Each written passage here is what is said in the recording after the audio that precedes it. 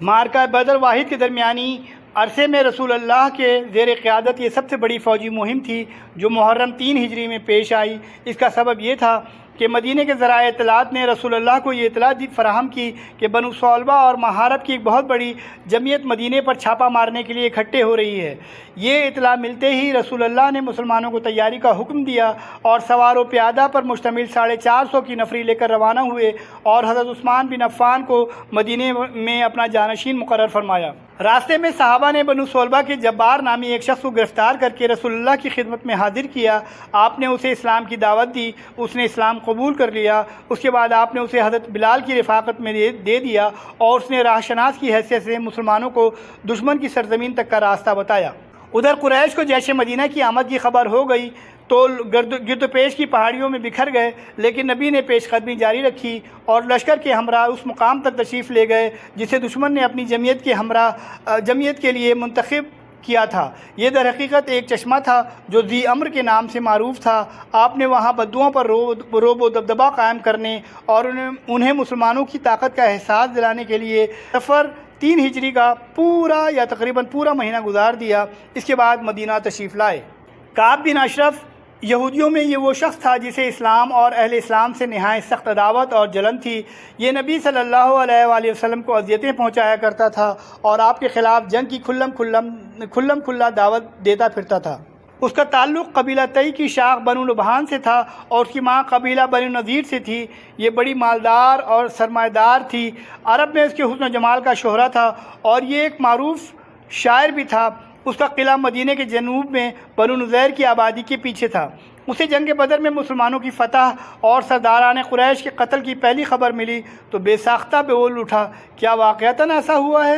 یہ عرب کے اشراف اور لوگوں کے بادشاہ تھے، اگر محمد نے ان کو مار لیا ہے تو روئے زمین کا شکم اس کی پشت سے بہتر ہے۔ اور جب اسے یقینی طور پر اس خبر کا علم ہو گیا تو اللہ کا یہ دشمن رسول اللہ اور مسلمانوں کی ہجو اور دشمنان اسلام کی مدح سرائی پر اتر آیا اور انہیں مسلمانوں کے خلاف بھڑکانے لگا۔ اس سے بھی اس کے جذبات آسودہ نہ ہوئے تو وہ سوار ہو کر قریش کے پاس پہنچا اور مطلب بن ابی وداع سہمی کا مہمان ہوا اور پھر مشرکین کی غیرت بھڑکانے، ان کی آتشیں انتقام کو تیز کرنے اور انہیں نبی کے خلاف آمادہ جنگ کرنے کے لیے اشعار کہہ کر ان سرداران قریش کا نوحہ و ماتم شروع کر دیا جنہیں میدان بدر میں قتل کیے جانے کے بعد کنویں میں پھینک دیا گیا تھا۔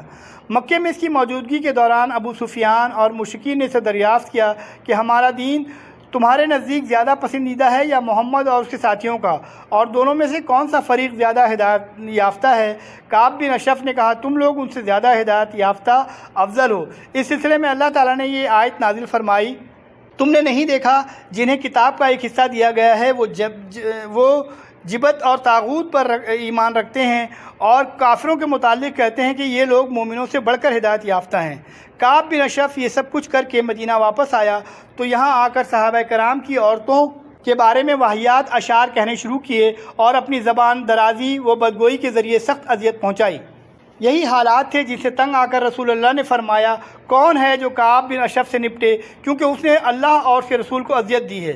اس کے جواب میں محمد بن مسلمہ، عباد بن بشر، ابو نائلہ جن کا نام سلکان بن سلامہ تھا اور جو کعب کے رضائی بھائی تھے، حارث بن اوس اور ابو عبس بن جبر نے اپنی خدمات پیش کیں۔ اس مختصر سی کمپنی کے کمانڈر محمد بن مسلمہ تھے۔ کعب بن اشرف کے قتل کے بارے میں روایت کا حاصل یہ ہے کہ جب رسول اللہ نے یہ فرمایا کہ کعب بن اشرف سے کون نپٹے گا کیونکہ اس نے اللہ اور اس کے رسول کو اذیت دی ہے، تو محمد بن مسلمہ اٹھ کر نے عرض کیا، یا رسول اللہ میں حاضر ہوں، کیا آپ چاہتے کہ میں اسے قتل کر دوں؟ آپ نے فرمایا ہاں۔ انہوں نے عرض کیا، تو آپ مجھے کچھ کہنے کی اجازت فرمائیں۔ آپ نے فرمایا کہہ سکتے ہو۔ اس کے بعد محمد بن مسلمہ کعب بن اشرف کے پاس تشریف لے گئے اور بولے، اس شخص نے اشارہ نبی کی طرف تھا، ہم سے صدقہ طلب کیا ہے اور حقیقت یہ ہے کہ اس نے ہمیں مشقت میں ڈال رکھا ہے۔ کعب نے کہا، واللہ ابھی تم لوگ اور بھی اکتا جاؤ گے۔ محمد بن مسلمہ نے کہا، اب جب کہ ہم اس کے پیروکار بن ہی چکے ہیں تو مناسب نہیں معلوم ہوتا کہ اس کا ساتھ چھوڑ دیں اور جب تک یہ نہ دیکھ لیں کہ اس کا انجام کیا ہوتا ہے۔ اچھا، ہم چاہتے ہیں کہ آپ ہمیں 1 وثق یا 2 وثق غلہ دیں۔ کعب نے کہا، میرے پاس کچھ رہن رکھو۔ محمد بن مسلمہ نے کہا، آپ کون سی چیز پسند کریں گے؟ کعب نے کہا اپنی عورتوں کو میرے پاس رہن رکھو۔ محمد بن مسلمہ نے کہا بھلا ہم اپنی عورتوں کو آپ کے پاس کیسے رہن رکھ دیں جبکہ آپ عرب کے سب سے خوبصورت انسان ہیں؟ اس نے کہا تو پھر اپنے بیٹوں ہی کو رہن رکھ دو۔ محمد بن مسلمہ نے کہا ہم اپنے بیٹوں کو کیسے رہن رکھ دیں؟ اگر ایسا ہو گیا تو انہیں گالی دی جائے گی کہ یہ 1 وثق یا 2 وثق کے بدلے رہن رکھا گیا تھا، یہ ہمارے لیے عار کی بات ہے، البتہ ہم آپ کے پاس ہتھیار رہن رکھ سکتے ہیں۔ اس کے بعد دونوں میں طے ہو گیا کہ محمد بن مسلمہ ہتھیار لے کر اس کے پاس آئیں گے۔ ادھر ابو نائلہ نے بھی اسی طرح کا اقدام کیا، یعنی کعب بن اشرف کے پاس آئے، کچھ دیر ادھر ادھر کے اشعار سناتے رہے اور پھر بولے بھائی ابن اشرف، میں ایک ضرورت سے تمہارے پاس آیا ہوں اور اس کا ذکر کرنا چاہتا ہوں، لیکن اسے ذرا صیغہ راز ہی رکھنا۔ کعب نے کہا ٹھیک ہے، میں ایسا ہی کروں گا۔ ابو نائلہ نے کہا بھائی اس شخص، اشارہ نبی کی طرف تھا، کہ آمد تو ہمارے لیے آزمائش بن گئی ہے، سارا عرب ہمارا دشمن ہو گیا ہے، سب نے ہمارے خلاف اتحاد کر لیا ہے، ہماری راہیں بند ہو گئی ہیں، اہل و عیال برباد ہو رہے ہیں، جانوں پر بنائی ہے، ہم اور ہمارے بال بچے مشقتوں سے چور چور ہیں۔ اس کے بعد انہوں نے بھی کچھ اسی ڈھنگ کی گفتگو کی جیسی محمد بن مسلمہ نے کی تھی۔ دوران گفتگو ابو نائلہ نے یہ بھی کہا کہ میرے کچھ رفقا ہیں جن کے خیالات بالکل میرے جیسے ہیں، میں انہیں بھی آپ کے پاس لانا چاہتا ہوں، آپ ان کے ہاتھ بھی کچھ نہ بیچیں اور ان پہ احسان کریں۔ محمد بن مسلمہ اور ابو نائلہ اپنی گفتگو کے ذریعے اپنے مقصد میں کامیاب رہے، کیونکہ اس گفتگو کے بعد ہتھیار اور رفقہ سمیت ان دونوں کی آمد پر کعب بن اشرف چونک نہیں سکتا تھا۔ اس ابتدائی مرحلے کو طے کر لینے کے بعد 14 ربیع الاول سن 3 ہجری کی چاندنی رات کو یہ مختصر سا دستہ رسول اللہ کے پاس جمع ہوا۔ آپ نے بقی غرقت تک ان کی مشاہد فرمائی، پھر فرمایا اللہ کا نام لے کر جاؤ، اللہ تمہاری مدد فرمائے۔ پھر آپ اپنے گھر پلٹ آئے اور نماز و مناجات میں مشغول ہو گئے۔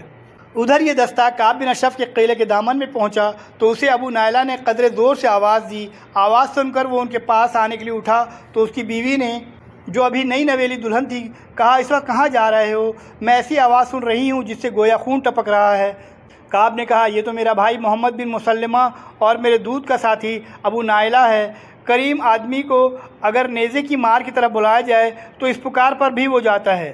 اس کے بعد وہ باہر آ گیا، خوشبو میں بسا ہوا تھا اور سر سے خوشبو کی لہریں پھوٹ رہی تھیں۔ ابو نائلہ نے اپنے ساتھی سے کہہ رکھا تھا کہ جب وہ آ جائے گا تو میں اس کے بال پکڑ کر سونگوں گا، جب تم دیکھنا کہ میں نے اس کا سر پکڑ کر اسے قابو میں کر لیا ہے تو اس پر پل پڑنا اور اسے مار ڈالنا۔ چنانچہ جب کعب آیا تو کچھ دیر باتیں ہوتی رہیں، پھر ابو نائلہ نے کہا ابن اشرف کیوں نہ شعیب اجوز تک چلیں، ذرا آج رات باتیں کی جائیں۔ اس نے کہا اگر تم چاہتے ہو تو چلتے ہیں۔ اس پر سب لوگ چل پڑے۔ اثناء راہ میں ابو نائلہ نے کہا آج جیسی عمدہ خوشبو تو میں نے کبھی دیکھی ہی نہیں۔ یہ سن کر کعب کا سینہ فخر سے تن گیا، کہنے لگا میرے پاس عرب کی سب سے زیادہ خوشبو والی عورت ہے۔ ابو نائلہ نے کہا اجازت ہو تو ذرا آپ کا سر سونگھ لوں؟ وہ بولا ہاں ہاں۔ ابو نائلہ نے اس کے سر میں اپنا ہاتھ ڈالا، پھر خود بھی سونگھا اور ساتھیوں کو بھی سونگھایا۔ کچھ اور چلے تو ابو نائلہ نے کہا بھائی ایک بار اور۔ کعب نے کہا ہاں ہاں۔ ابو نائلہ نے پھر وہی حرکت کی یہاں تک کہ وہ مطمئن ہو گیا۔ اس کے بعد کچھ اور چلے تو ابو نائلہ نے پھر کہا بھائی ایک بار اور۔ اس نے کہا ٹھیک ہے۔ اب کی بار ابو نائلہ نے اس کے سر میں ہاتھ ڈال کر ذرا اچھی طرح پکڑ لیا تو بولے لے لو اللہ کے اس دشمن کو۔ اتنے میں اس پر کئی تلواریں پڑیں لیکن کچھ کام نہ دے سکیں۔ یہ دیکھ کر محمد بن مسلمہ نے جھٹ اپنی کدال لی اور اس کے پیڑوں پر لگا کر چڑھ بیٹھے۔ کدال آر پار ہو گئی اور اللہ کا دشمن وہیں ڈھیر ہو گیا۔ حملے کے دوران اس نے اتنی زبردست چیخ لگائی تھی کہ گرد و پیش میں ہلچل مچ گئی اور کوئی ایسا قلعہ باقی نہ بچا تھا جس پر آگ روشن نہ کی گئی ہو، لیکن ہوا کچھ بھی نہیں۔ کارروائی کے دوران حضرت حارث بن اوس کو بعض ساتھیوں کی نوک کی تلوار لگ گئی تھی جس سے وہ زخمی ہوئے تھے اور اس کے جسم سے خون بہہ رہا تھا۔ چنانچہ واپسی میں جب یہ دستہ حرہ اریس پہنچا تو حارث ساتھ نہیں ہیں، اس لیے وہ لوگ وہیں رک گئے۔ تھوڑی دیر بعد حارث بھی ان کے نشانات قدم دیکھتے ہوئے آن پہنچے۔ وہاں سے لوگوں نے انہیں اٹھا لیا اور بقی غرقت پہنچ کر اس زور کا نعرہ لگایا کہ رسول اللہ کو بھی سنائی پڑا۔ آپ سمجھ گئے کہ ان لوگوں نے میدان مار لیا ہے۔ چنانچہ آپ نے بھی اللہ اکبر کہا۔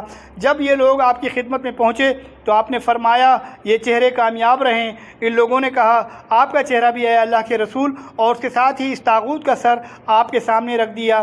آپ نے اس کے قتل پر اللہ کی حمد و ثنا کی اور حارث کے زخم پر لعاب دہن لگایا جس سے وہ شفا یاب ہو گئے اور آئندہ کبھی تکلیف نہ ہوئی۔